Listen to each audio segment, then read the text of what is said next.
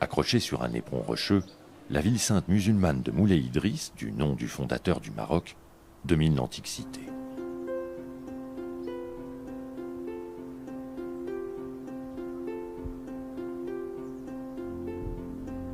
Située à 390 mètres d'altitude au pied du mont Zéroun, Volubilis occupait une position facile à défendre.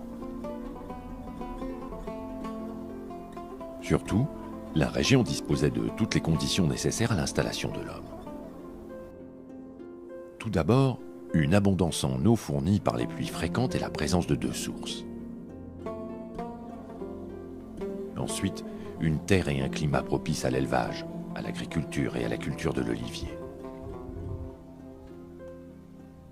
Enfin, la présence à proximité de carrières de grès et de calcaire ont fourni les matériaux indispensables à la construction d'un centre urbain.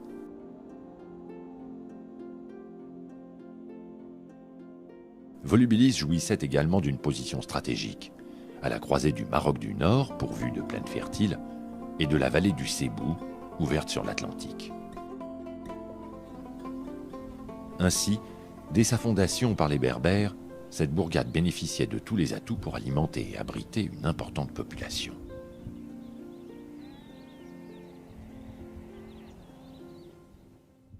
Au IIIe siècle avant Jésus-Christ, elle entre dans l'ère d'influence des grandes civilisations méditerranéennes. Volubilis est alors une cité organisée, pourvue d'institutions, sous l'influence carthaginoise qui se diffuse depuis le littoral.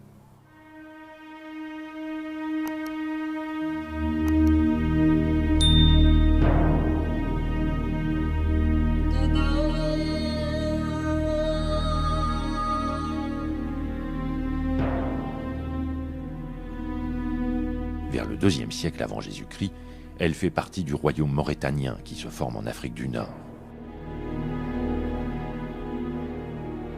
Au tournant de l'ère chrétienne, la ville devient l'une des résidences de son roi Juba II, allié de Rome, puis celle de son fils Ptolémée.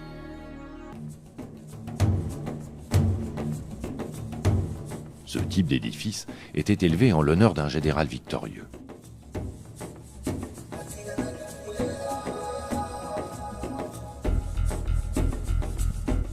Monument de la propagande impériale, visible de loin, il s'imposait au regard des populations conquises comme la manifestation de la toute-puissance de Rome et de son empereur.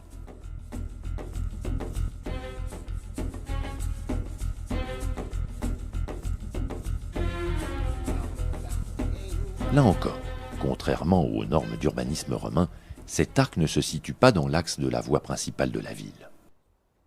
L'influence indigène est également notable dans le décor. Ainsi, la représentation des saisons dans les médaillons, empruntés aux mosaïques, est inhabituelle.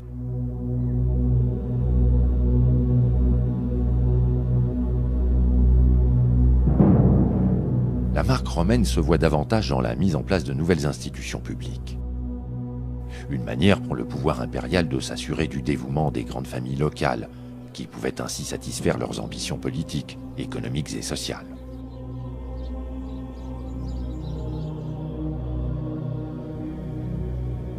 L'aire sacrée du Capitole, où se déroulait le culte officiel, était la première des institutions religieuses. Une autre institution romaine prédominante était le forum. Cœur politique de la cité, c'est là que se réunissait l'assemblée des citoyens lors des élections, des proclamations et des discours. Cette place est bordée par la basilique judiciaire, où étaient gérées les affaires publiques et administratives de la cité.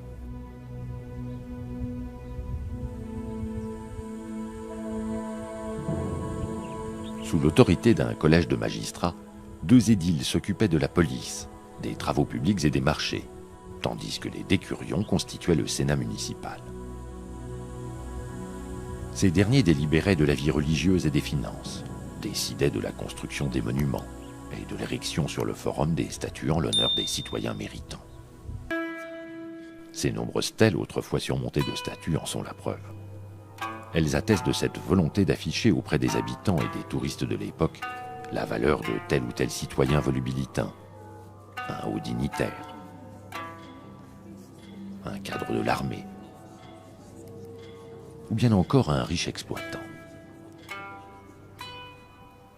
Souvenez-vous de ce volubilitain qui avait libéré la cité des résistants opposés à Rome, Marcus Valerius Severius.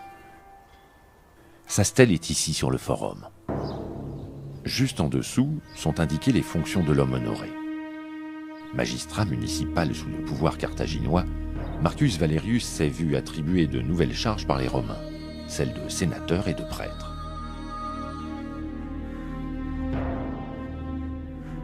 Ce n'est pas tout. L'inscription mentionne également les privilèges accordés par Rome aux volubilitains grâce à l'intervention de Marcus Valerius, notamment la citoyenneté romaine et une exonération d'impôts pendant 10 ans pour les habitants non citoyens.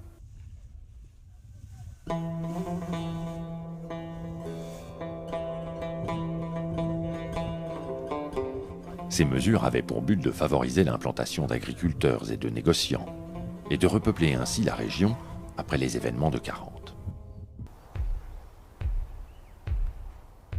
Ainsi, l'épigraphie demeure la source d'informations quasi exclusive sur la vie municipale et la société.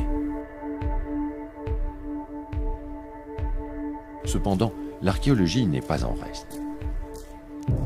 Elle fournit également de nombreux indices permettant de restituer les cadres et les modes de vie privés d'une partie de la population. La demeure noble, où s'exprimait l'ambition des élites, est notamment l'un des éléments les plus visibles aujourd'hui du processus de romanisation.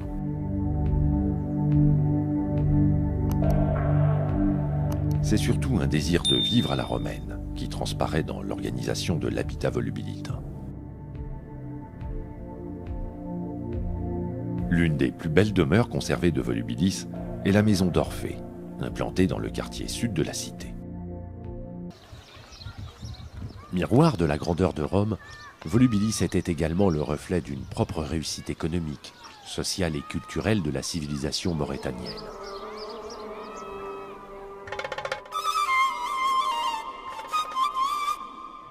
Ainsi, l'urbanisation romaine des cités provinciales préexistantes à l'Empire ne fut pas absolue. Si l'objectif était d'imiter la Grande Rome, l'art et les techniques de la capitale n'étouffèrent jamais les procédés locaux. Au contraire, ils furent si intelligemment compris et assimilés par les peuples conquis qu'ils participent aujourd'hui du fabuleux héritage de la Romanité.